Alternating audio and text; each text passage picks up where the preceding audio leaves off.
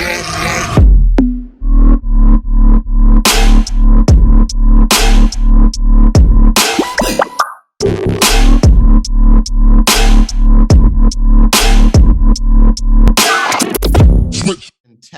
partner, agency owner of Family First Life Agent Force.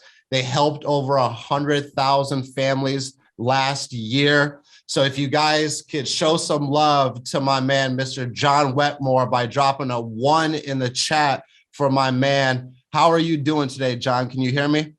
I got you, bro. Can you hear me all right? I can hear you perfect, brother. So dude, we got it going on over there. I like it. Yo, hey, man, we're just trying to take it to the next level here, John.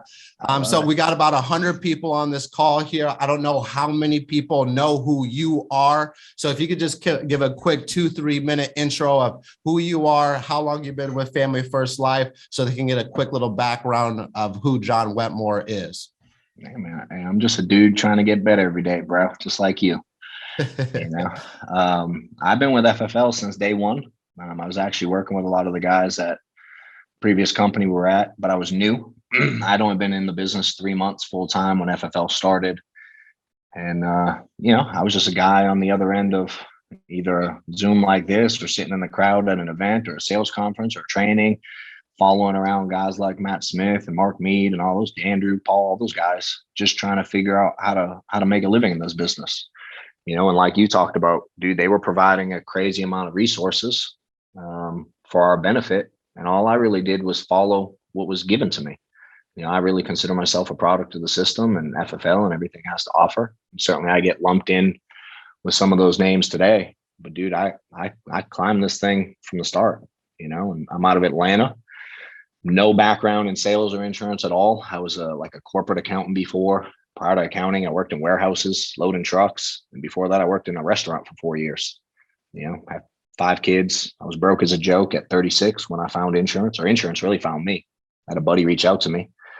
And, you know, 5 kids, broke, had my first kid at 16 or on the way at 16. And, you know, just trying to better my family, dude. And this opportunity for me gave me a vehicle that I was always looking for, because I always wanted to do more in life. You know, and everything that Sean and all the original guys put together, man, I just truly just followed the path, dude. And, you know, here we are today, 10 years later, or 9 at FFL, but 10 years in the business, and doing my best to give back to the industry that helped me, bro. I really appreciate you sharing that, because I think it's key that people understand that you didn't come into this business with a ton of money, a ton of capital.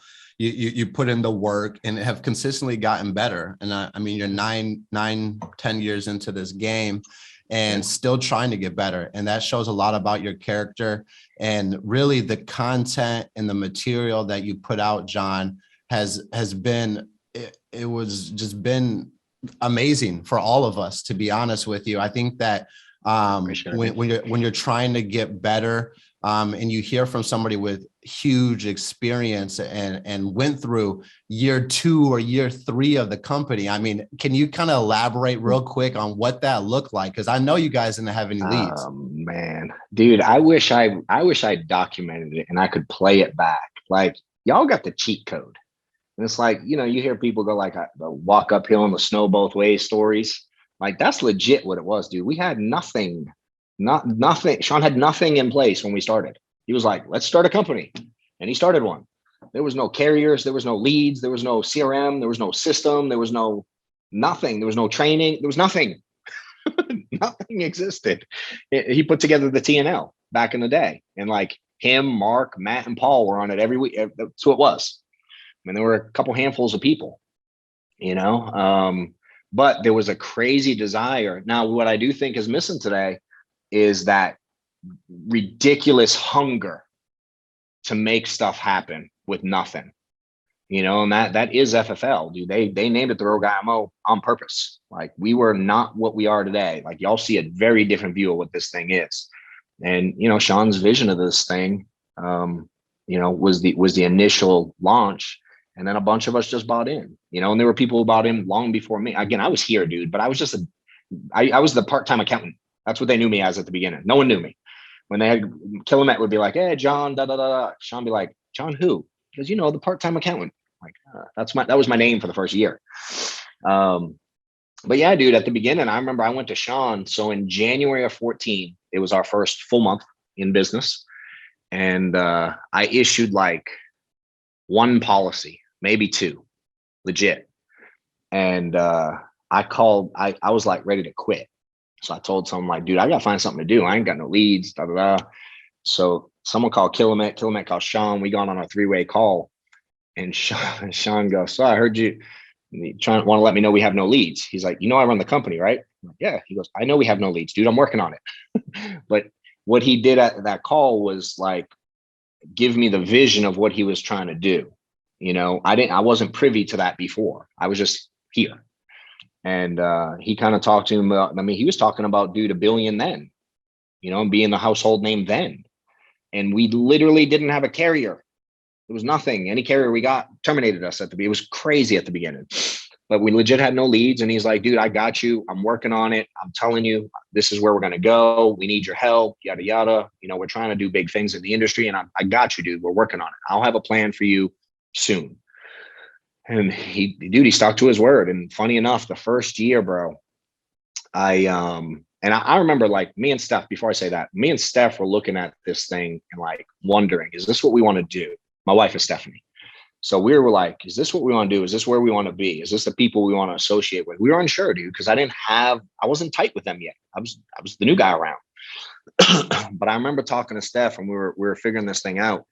And I remember going, well, Killamet has, and at the time, my youngest was 9 months old when I started in the business. So he was about a little over a year when FFL started. And I remember going, man, we got our kids. This is like our future. And I went, Killamet has 3 girls. He had twin girls and one older one. So we had 3 little girls. They were probably, 5 was probably the oldest one at the time. And then Sean had his 2 that he talks about all the time now, but they were young at the time. And I'm like, and they're bought in. If they believe in this enough that it's going to help their families, dude, I believe in that. I believe in their belief. So I'm in. I was like, got it. I'm in, dude. And the first lead type he got me, I think y'all still have them. I don't know. The second chance leads with no image. So we got a spreadsheet, which is names and numbers of someone that filled something out one day, but we didn't have a physical lead. Dude, my first year, that's all I wrote. That was it. Just second chance, no image. They were like $6 or $8 or something silly. And, I did okay. I was 175 people or something helped. And, and that was the start of it. First time in my life, I cracked 6 figures. And, at the time, comp was very different. It was definitely low then because the company was starting. And, but again, for me, it was about opportunity, and it was about being part of something big. And when I saw their vision, and Killamet was so bought into what Sean was building, and then obviously learning how tight Mark was and Paul, you start to get to know these guys traveling around all the conferences they were doing. And I was like, I'm 100% in for this ride. And dude, it's been an insane 9 years, and all the resources you're providing to people and telling them to get to, that's how I learned everything. I used to stalk Mark, Matt, Paul, Andrew. Like I would just fly wherever they were going. I'd get there, any event they were at, because at the time, that's all that trained. There weren't 900 VPs or whatever we got today. It was like 8 of them. So every event was the same people. So I used to just go and travel long before they asked me to train on anything. And I would I learned that the people with money get there early and they stay late. So I always booked to get there early and stay late. And if Killamet was going, I would call Killamet's assistant dude.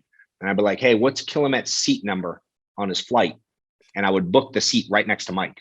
So on the flight, I could get time with Killamet. And then I'd get to the locations early, whether he came or not. And I would just, sit in the lobby and wait for Matt or Mark or Paul to walk around or sit. And I'd walk up to the bar and be like, what's up? Can you mind if I sit? And I would just listen. I didn't open my, dude, I would just listen to them talk. I remember I sat one day with Matt, Paul, and Andrew. They were sitting at a bar, like a bar top, eating lunch in a hotel. And I just listened to them strategize, dude. This was 8 years ago. And at the end, I was like, and it just started being around that just stretched my vision, man. And I just put into place what they were offering. And I would always go back and thank them when I was doing, that Matt's like, dude, you got to start asking people about money, and dude, Frankie taught me how to do 25-year cash back. Mark taught me about final expense, and Paul and Andrew taught me a lot on the mortgage side. And I'd go back and be like, bro, that worked. Thank you so much. Appreciate your help. Blah, blah, blah. And I started building relationships with them, dude. And over time, I found ways to add value to their agencies one way or the other. And, today, blessed, man, to be one of the first round of integrity partners. And life is very different. Very, very, very different for my kids and family than it was 8-9 years ago, bro. So I really appreciate you sharing that, because I think people need to hear that. You have to surround yourself with excellence. We came out of convention fired up after listening to Dave Anderson, and all he would speak about is surround yourself with excellence. And Wetmore is a prime example of that. He would go above and beyond to get around these different people that would take him to the next level. He was humble enough to understand he didn't have it figured out and that he just needed to get around people. And I love that you shared the fact that you would sit right next to Killamet, because that means you would get an hour or 2 or 3 hours by him to pick his brain apart. And I think that when you say that you've seen this belief in him, you've seen this belief, you've seen the belief in Killamet, you've seen the belief in Sean, like that's the type of belief that I seen in Jordan. Jordan was talking about this opportunity like it was the best thing cooking. And he breathed life into me about this opportunity. And when you are new in this business and someone is excited and you see the excitement that they're sharing about this opportunity, it's because it's real. That's passion. And that's what you guys need to understand is like how far along we've come in 8-9 years. Like that is what the next 8-9 years is going to look like. We're continuously evolving. I'm going into year 3 of being at Family First Life, and the changes that we've experienced from when I started to where we're at is day and night. So I can only imagine 8-9 years, 10 years into this company, like watching these changes happen. So I really appreciate you sharing that. And I think it's important that the person that brought you into this business, they're not just this hype man or they're overexcited, like they're truly passionate about what this opportunity can do for you. And that's what they're trying to relay that message to you. So John, I think you say something very interesting. I've heard you say it recently, like that first initial conversation that you have with agents, you're challenging from the jump. You talked about how you used to sell this opportunity on how great it is and the rainbows and unicorns. And now you've been 8-9 years into this business. Like, can you please elaborate on what that first initial conversation looks like with a new agent or a new recruit that you're bringing into this business? Yeah, I mean, if you're talking in first conversation ever, like I don't know them from a hole in the wall. Is that what you mean? Like they're like, I don't even know them. Yeah. Yes. So for me, dude, I'm trying to find out, especially now, like, dude, 8 years ago, we had to sell who we are because we weren't FFL at the time. You know what I mean? We're some random ass company trying to break into a space. Today, if you don't know about FFL or don't find out about it, you're trying really hard to not know. Like, we are the player today, right? And it's like, dude, do you think Alabama has to sell Alabama on people coming there to play college football? Zero. But like North Shore Community College, where I went, who, by the way, doesn't even have a football program, they'd have to sell people I'm coming. You know what I mean? Like, there'd have to be some added. But Alabama's just like, what is Alabama looking for? The right fit, the right player, the one who's going to follow a system, the one who's going to be coachable, the one who's going to work their butt off when they don't even have to, right? They're looking for a certain person, right? And I've been around this long enough to understand that it takes a certain type of person and mentality to do well in this business. You know, so for me at the beginning, dude, I'm trying to find out how much they've looked into this, right? Because I'm not pitching them. Zero chance I'm pitching someone. You know, I want to know how much they've looked into this and what attracted them to this. I want to know if they understand that it's 1099, commission only, and they got buy leads. If you don't understand those 3 things or you haven't researched it, I'm out. Do this a 30-second, 2-minute conversation. I mean, maybe it ends where, hey, go check it out and call me back. It varies, but dude, I'm not going like, all right, well, here's how it works. We do mailers, and you know, if someone sends them back public, like I used to do that, dude, and I have no interest anymore. You know, and I understand, much like clients, like they need us way more than we need them, and I understand, much like a client fills out a lead because we know they need insurance, and it's really your job to just not mess it up. I understand that the person that I'm talking to is unhappy with their current situation. And I have a situation that can improve them. But are they willing to do what it takes in the middle to get there? And all I want, dude, for me, what I look for is I want someone that wants to help their family as much as I did mine. You got to be coachable. You have to do the things you say you're going to do. And if you can't do those things, I need you to communicate with me. That's it. Dude, you do that, me and you are good. Right? Because I can walk you through success here. I can tell you everything to do. And it's not because I'm perfect and magic, but dude, I've walked it. I've walked the walk. I was taught how to do this. I can certainly point you in the direction. I can promote you. I can tell you where to get the information. I ain't coming to get you out of bed in the morning. Right? But I can give you direction. And if you're willing to go out of your way to learn this industry and learn this career, dude, I'm your guy. I don't need skill set at all. I need effort. And so I let people know, dude, if again, that's what I'm looking for. Are you those things? Yes. And then I'll talk about, do you have X amount for lead? What's your lead budget? What's your schedule? What can you commit to this? Does your family understand what you're getting into? Are you willing to sacrifice A, B, C? I get to know them a little bit. You know what I mean? If they pass those initial thresholds, well, now I want to understand their situation, because if they're married or not, different. If they got kids or not, it's different. If they got money or not, it's different. Just like y'all do a financial inventory, we don't just go in and offer one product. We need to understand so we can solve a problem, right? So for me, if they pass that initial threshold of those basics, now I'm trying to find out where they're at in life, right? Whatever that is, then where they want to go. And then I challenge them on what they're willing to sacrifice. Meaning in my situation, dude, I was 35, 36 when I started this. I had 5 kids. I had a full-time job that I commuted an hour and a half each way to. Right. So if I'm talking to myself, I'm like, all right, well, do you have any money? No, I'm broke. All right, well, what's your plan with leads? Well, I have a full-time job and I'm willing to put X amount in a week, and I'll do it part-time. All right, well, when can you do it part-time? What do you plan on your schedule? Well, I can do Monday, Tuesday night. I can do Saturdays. I can do this, that, the other. And for me, I'm like, all right, is your family on board? Like, is your wife all in? Do they know? Like, I want to know that stuff, because I've been burned so many times down the road where, you know, it comes time to buy leads and they're like, "Ooh, my wife won't let me. My husband won't let me," or "I can't run because my kids got soccer on Saturday," or "I can't get on that call," and there's all these excuses start. So I'm challenged, just like in home, dude. You get beat up with objections. Like, you can learn how to overcome those objections. I ain't mad at you. But what's the best way? Prevent them. If you say the right stuff at the beginning, you never get that objection. So I've just learned, because I've talked to thousands and thousands and thousands of agents over the years, dude. I've learned what the common objections are, what the excuses are, what the roadblocks are. So now that goes into my conversation. I can do this off the rip because I've done it so many times, but I had to make it for me, and y'all got to make it for you. If you don't speak like I don't, all good. Do you figure out who you want to work with, you know? But that's what I needed, because for me, the frustration in building this thing I learned from a lack of clarity on my end. Me and them weren't on the same page, right? Which caused frustration because I had expectations. If I have expectations of you and you don't do things, now I'm frustrated. Well, why do I have expectations of you? Because we're unclear. So I like to provide that clarity, and questions for me provide clarity, because now you're telling me everything you want. I don't care if you want to make 80 grand or 80 million. I don't care. But you tell me where you're at, where you want to go, and I'll give you the path in the middle. And I just want to know if you're willing to follow it. You ain't going to be perfect. You can be a train wreck. But dude, if you're working hard and you're doing the things you say you're going to do, and you're communicating and you're coachable, I'm in.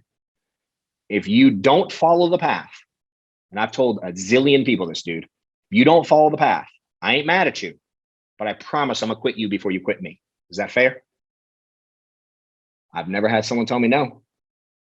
And I've had a lot of people come back to me later and go, "Man, when you said you were going to quit me, I was pissed.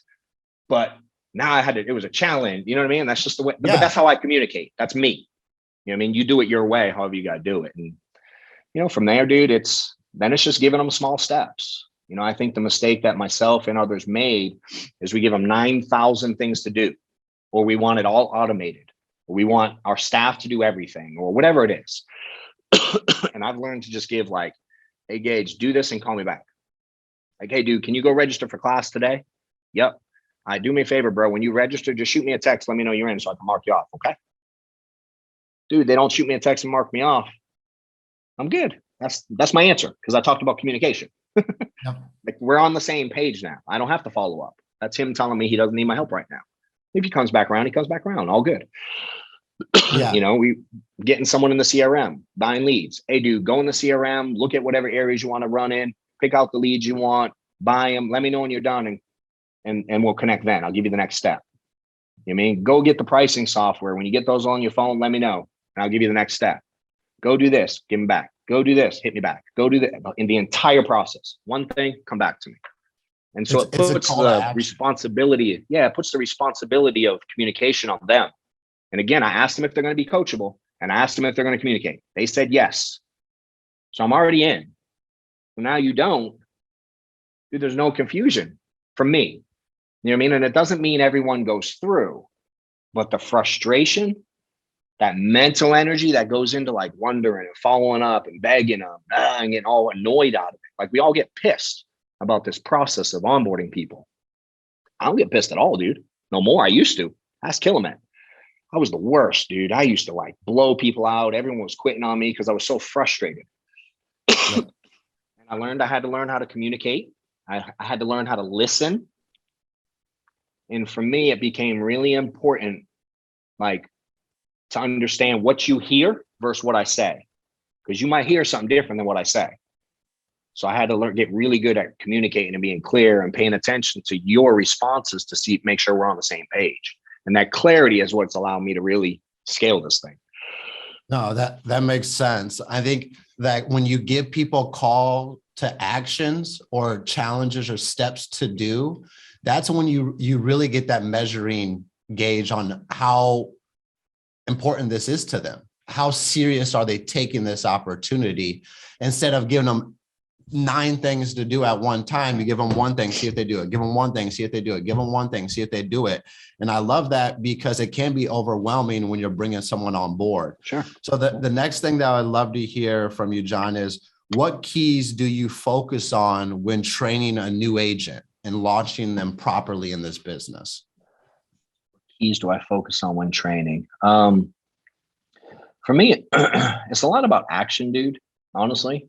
Because again, this thing ain't deep, right? We get a schedule, we get a lead plan to fill that schedule, and we continue to train, right? And as we're making mistakes, we're getting feedback from someone, right? That's it. That's all you do here. It's not any more complicated than that. Now, some people also do training on their own time and they retain things. Some people, like you, might retain things quicker than I do. I don't know, right? Everybody's different. So for me, what I'm really paying attention to is effort. That's the most important thing for me. You know, like y'all, almost everybody knows Easton. This is my favorite story. I always tell. Easton was trash in the field. If y'all watched anything of his, he'll tell you. He was not good but you know what he did? Dude, he ran 40 appointments a week, no matter what. No matter what. And was never negative, ever negative. And every time he missed a sale, he would call and go, hey, dude, I need help. I missed this. Mary said this. Can you help? And then we started recording his in-homes, because I'm like, dude, I don't know why you're missing. It seems like you're doing okay. And he started recording it. And what he was telling me he was saying was not what he was saying. Does that make sense? And the way he was saying it was not correct. And so it's like, we can say the same thing and deliver it very differently. Body language, tonality, you know what I mean? How timidness or not. And so for me, it's way more about the effort, dude. The effort and the coachability is everything for me. You put in effort, I'm in, because learning this is so easy. Learning what to say and like how many situations are there really? You know what I mean? Like they're young or old, they're healthy or sick, or they're single or married. I mean, that's all of them. And mortgage or final expense, if you want to break it down even more, I mean, that's it. Right? So there's only so many deliveries. There's only so many approaches. I can teach those to anybody in 60, 90 days max, like even if you're terrible, but not if you're not putting in the action and the effort. Right? So one thing that I learned, dude, is like, you ever get someone that makes like $47 a week and then they want to call you for phone script training? Oh yeah. And then you do it. Or they run 8 appointments a week and they need in-home training on 72-year-olds with a big mortgage. Well, I used to do those. And then one day it hit me, dude. I'm like, I'm allowing the person who needs the training to dictate the training they need. That's weird. So meaning when someone makes 80, 60, 80, $100, $120 a week, and they call me for phone script training, right? And I give it to them. I'm now validating that they think they can be great with my magical words on their limited effort. If someone calls me for in-home training and they run 8 appointments a week, I'm now telling them my words are so magical that you can be great on 8 appointments a week. That's what they hear. Whereas now if someone goes, I need phone script training, I'm like, how many dollars did you make? How many leads did you buy? What time did you start dialing? Right? Because what they really need is probably discipline. What they really probably need is a lead plan. What they really need is to learn how to dial, right? Meaning triple dialing and back to back and no time between dials and all the steps of it. Or in-home, same way. You know, I had someone call me not too long ago, it's probably last year, and they sat a one leg. And they were like, well, what would you have said here? They gave me this objection. I'm like, I wouldn't have said not, I wouldn't have got there. I wouldn't have sat the appointment. He goes, I know you wouldn't have sat it, but what would you have said? No, you're not following me, dude. I wouldn't have said anything because I wouldn't have been there. You know, or like Joe said, I need to think about it. And I know he doesn't really need to. What would you say? Dude, I don't say anything. I just leave because I have 30 appointments. I know, but no, you're not listening to me. I would not have been in that situation because they told you 82 times at the beginning of the appointment they weren't buying, but you kept on trying to sell. That's why you got it, because you wouldn't listen. So they tell you, I want to think about it, so you freaking leave. You should have seen that coming at the beginning. All right. And if you have 30 appointments, you can do that correctly. And so for me, I'm trained. My focus is training on the basics, dude. You want to sell a bunch, 30 appointments a week. You can't do that, expect a roller coaster. Buckle up. That's it. 30 appointments a week, or it's going to be crazy inconsistent, period. You want to build 30 appointments a week, 30 interviews a week, or what? It's going to be inconsistent. That's it. It's no deeper than that. Now you start running 30 appointments a week, bro, I'll tell you exactly what to say to Mary. Now, again, if you can't, you're part-time, your first week in the field, I got you. But I'm talking someone been here 3, 6, 8, 10 months, and they're still running 12 appointments a week. You're telling me they haven't heard? I go like, hey, let me ask you a question. Which training did you see that said running 12 appointments a week would make you successful? Who did that one again? I forget their name. Oh, that's right. There's not one. You know what I mean? Like, which training did you see that said making $64 a week would book you 30 appointments? I forget who said that one. Oh, dang, there ain't one. That's right. You know what I mean? Like, everybody wants the skill set before they put in the effort. And for me, I had to flip it. I'm like, you give me the effort, I'll teach you the skill set. Because I'm not that good. I can't give you the skill set if you don't have the effort. And I'm not going to try. Again, dude, day 1, week 1, week 2, I'm not talking about that guy. You got to help that guy. Does that make sense? I'm not. But you've been here 6 months and you're telling me you don't know what to do? You've been here more than a few weeks and you don't know product? What? That's like asking Maddox, he gets a Bible verse every week at school. If he had one Bible verse to learn and he don't know it in 3 months, I'm like, what? Like, dude, he gets it on Monday. He knows it by Monday night.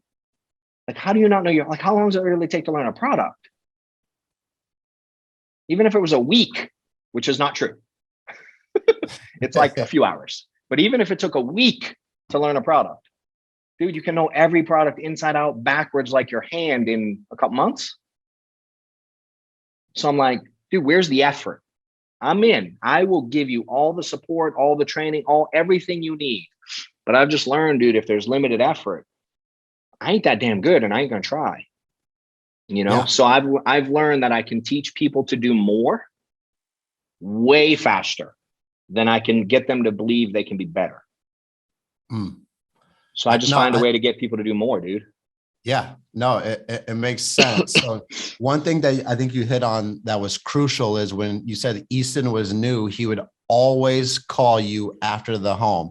How important, John, do you think it is for new agents and even 6-7 months into this business that you call after every no sell or think about it, or I'll get back to you later? How important do you think that aspect of the business is for agents? It's like, like, do you want to get good at this or not? Hmm. You know what I mean? Like it's the simplest thing ever.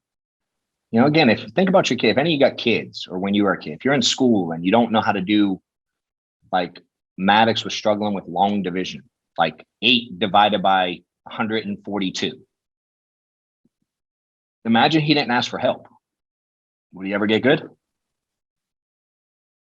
He could be 40 and not know 8 divided by 142 if he never asked. You know what I mean? Like it's common sense, dude. So for me, it just, again, when I've already talked about coachability up front, right? And following the process. I mean, if you don't call, you're telling me you don't want my help. So for me, if you don't follow the past process, I got one rule.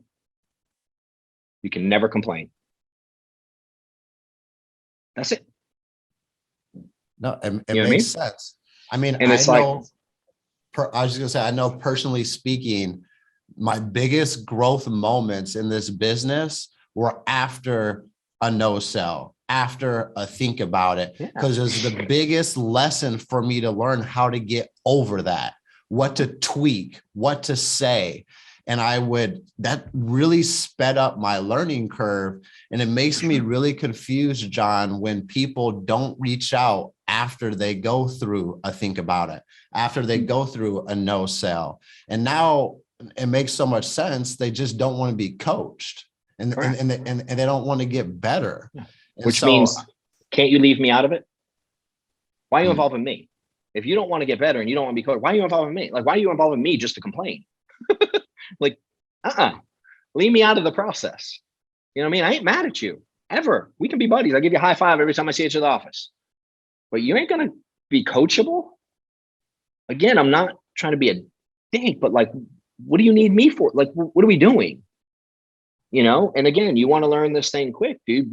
It's like, you got to be vulnerable to learn this. You know how hard it is for the average human being to call another human being and go, hey, dude, I messed up and I need your help. it's I hard. ain't confused. That's hard, but we're telling you to do it. I know you're really busy. Really? Remember the part where I told you to do it? I didn't want to bother you. Dude, it bothers me that you don't do it.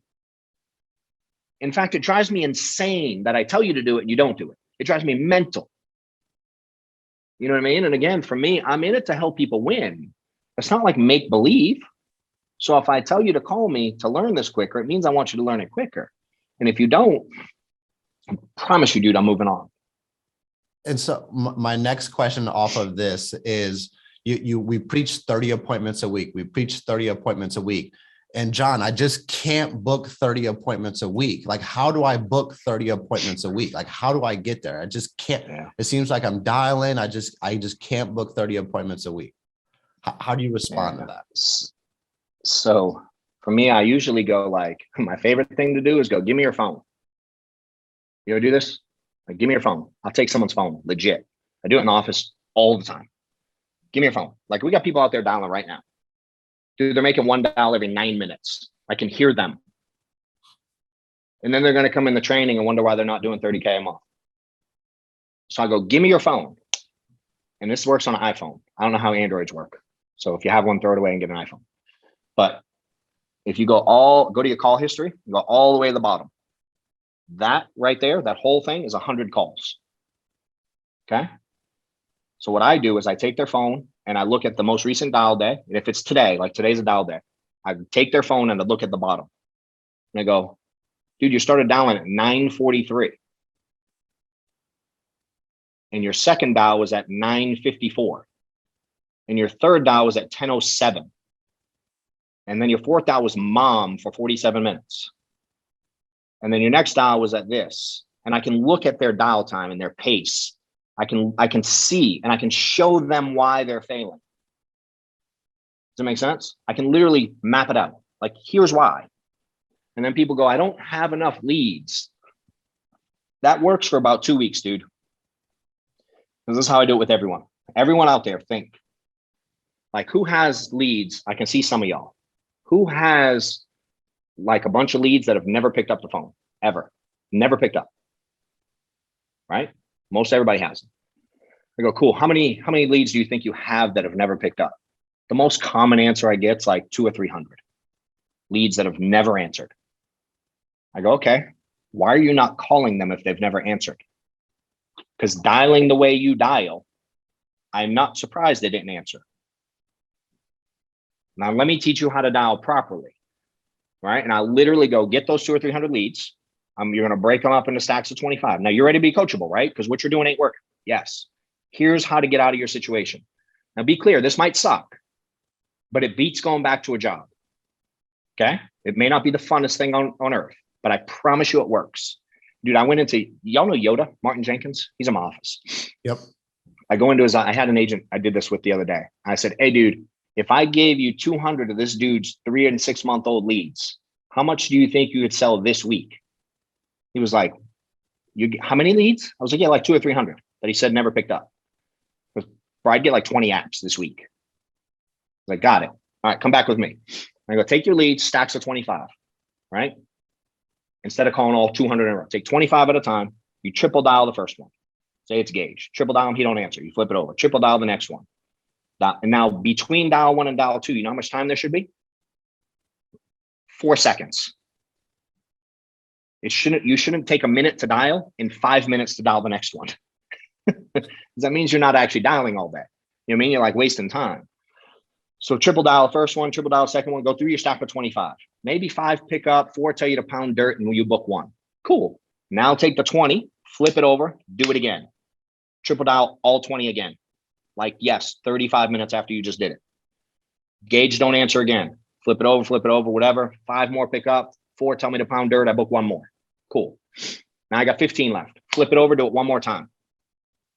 Triple dial Gage again. So yes, I dialed Gage 9 times in like an hour and a half. Why? My goal when I'm dialing, dude, is to get people to pick up the phone. Most of y'all are dialing to book appointments, which I get that's the end goal, but you can't book appointments if you don't get people to pick up. And if you dial like I just said to dial, or you dial like you dial, statistically, who's going to get more people to pick up? I am. Are you worried about what they say? 0. Why? Because they need life insurance. What if they're mad? What if they're going to die tomorrow? Me triple dialing them made them pick up and I saved someone's family. What if that? You know what I mean? Instead of the what if negative, like what if it works? Imagine that. So I take stacks of 25, dude. I pound through them. I work them, dude. And I flip it over, take the next stack of 25. Triple dial, triple dial, triple dial. Flip it, triple dial. Dude, you'll bang out dials. And if you're doing it at the right pace, you're starting at 7:30 a.m. and you're hitting a minute per dial, dude, you'll crank out people. You will get people to pick up. You tell me you can't book 30 appointments. I mean, I'm not bought in, bro. I just don't buy it. That's like the client that says, give me your card, I'm going to call you next Tuesday. And you believe it? Someone tells me they can't book, I ain't buying that crap. Just means they ain't putting in the effort. Because booking 30, even if your skill set's bad, dude, if you crank out dials, the average person who complains, dude, they're doing way under $200 a week, which takes a minute for a dial. Fair? Anyone argue that? 1 minute to dial. Dude, if you're doing 200 in a week, what's that, 3 hours of work? Like, go call everyone you know and be like, dude, I'm pissed. I worked 3 hours this week at booking appointments and I'm not rich. Like, what are we talking about? You know what I mean? So for me, it's about massive, massive, massive effort. And if I said your family was on the line, will you work 16 hours a day? Everyone in here would say yes. You know, and most people aren't actively working 16 hours a day. We got people they tell me they've been in here 8 hours today. I'm like, and they made 46 dials. They're pacing around the office upstairs, hanging out, smoking cigarettes outside, shooting the crap with each other. I'm like, stop. Yeah. No, You know? I think you hit it on the head. It's like, instead of having this huge list that you feel like you'll never get through, break it up into these quadrants and pound the phone and get them to pick up. The goal is to get them to pick up, not book an appointment, to pick up the phone. That's it. just so you can, one, work on your communication skills, and two, you can resolve the lead instead of saying, man, I got 300 leads that didn't pick up. So I love that, John. That's great. Everybody on this call, all 99 of you, can immediately apply that into your business today. There's no reason you don't. And if you're in a situation now where you don't have enough new leads, go into your CRM and print those out, put them into an Excel sheet, upload them to Phone Burner, Call Tools, Ringy, whatever you're utilizing, and just hammer them and hammer them and hammer them to the point that you just want them to pick up. You don't want to necessarily book an appointment. You want them to pick up, so you can't sit there and say that I got 200 or 300 leads that haven't picked up. So I appreciate that big time. Now, I think a huge component of this business, John, is really how to structure your week. We give people schedules, but there's a lot of like 4-hour, 8-hour, go run appointments all day. So like, truthfully, how do you tell a new agent to manage their time and to structure their week as a full-time agent? Yeah, I mean, again, for me, my threshold is, dude, a minute a dial and an hour a sat appointment.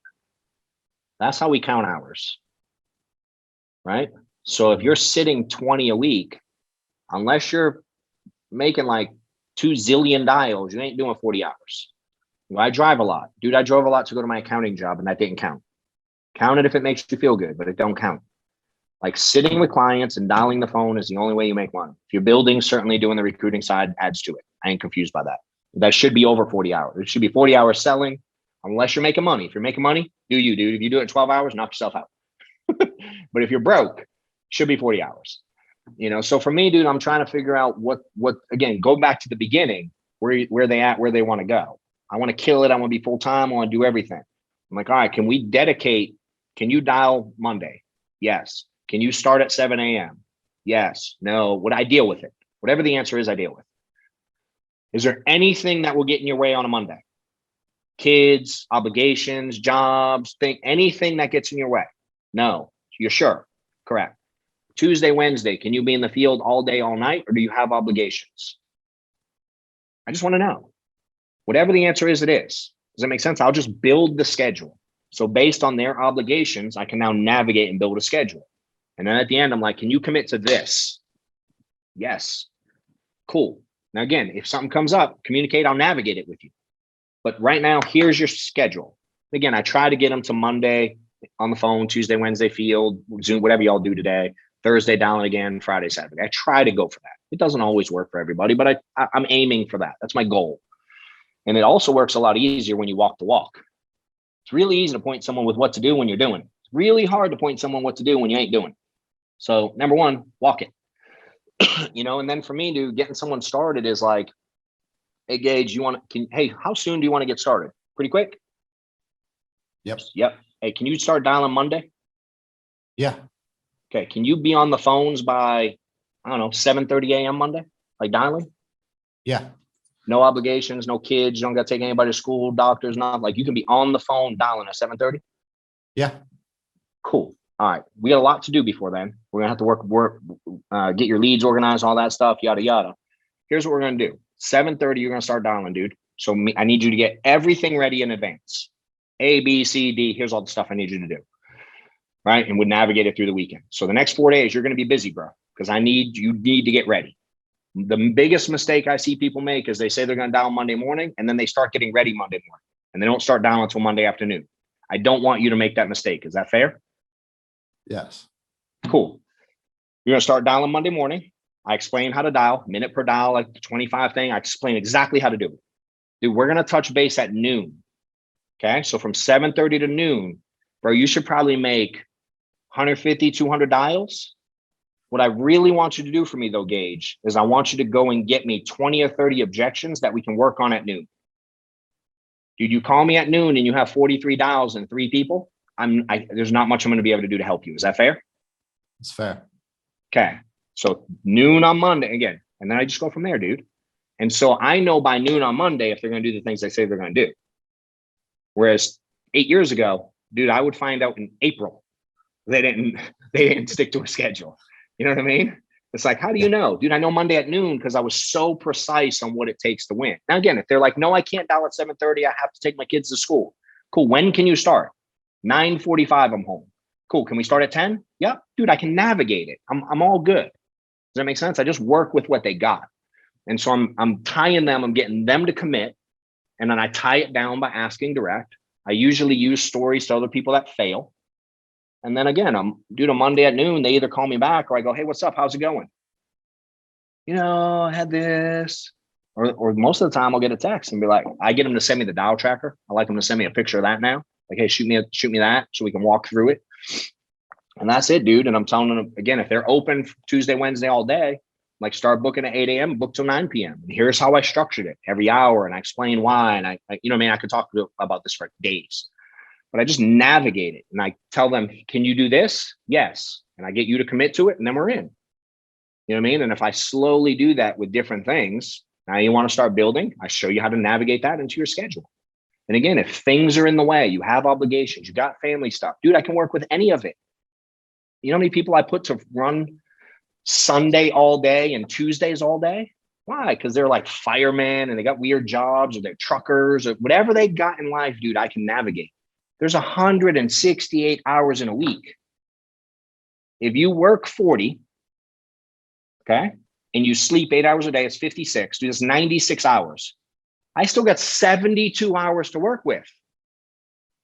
I can navigate any schedule. And if y'all don't have another job, what I tell everyone, bro, is just because this is your only job, don't make it your full-time job.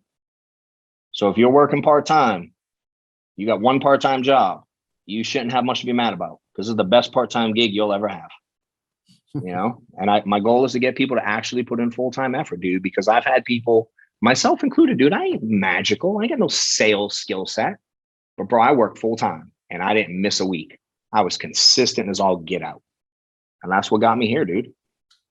Yeah, no, absolutely. You hit it on the head. It's just, it's not that deep. It's minimalizing it, keeping it simple and understanding that we have time. There's time in a week. So that cannot be an excuse. We can work with whatever it is. And I think that when you really understand that person's situation is really when you can coach them to the correct schedule and the correct things for them to do throughout the week. So I really appreciate you sharing that. And really the last thing that I would like to have you speak on, John, is how important do you think it is to build relationships with others besides your upline, besides people in Family First Life, people in the industry? How important do you think it is for people to build relationships with others than just their upline or the person who introduced them into the business? Dude, I tell everyone that I've ever hired that I need you to build relationships outside of me. Because if you're relying on just me, you're making a mistake. I'm just one guy. I'm one human being. I'm going to add my piece to your world and that's it. You know what I mean? I'm going to do my damnedest to do it too. Dude, relationships have got me everything I have. Everything. If I didn't have relationships with Matt and Mark and Paul and Andrew and Killamet, Sean and Frankie and Nick and Zach, all these guys, dude, I wouldn't be here, bro.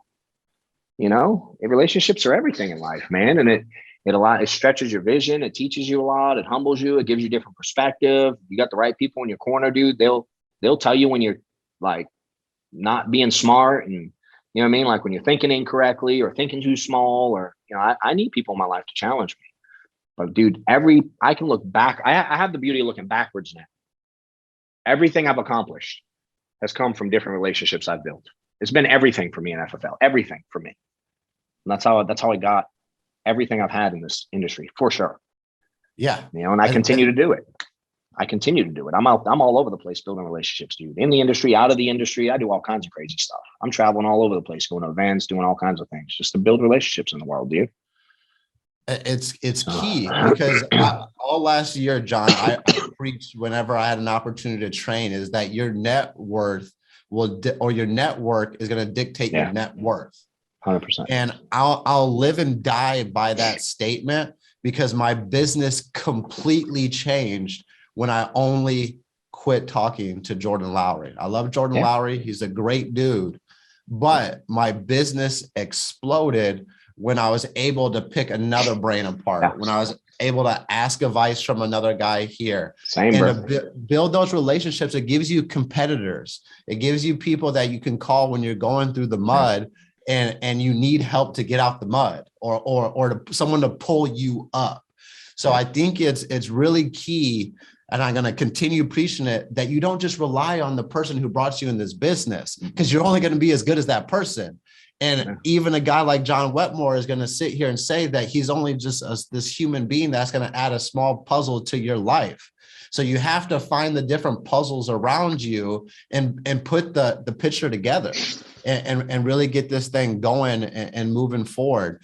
So I really, really appreciate your time, John. I'm really looking forward to spending a day with you out in the Atlanta office next month.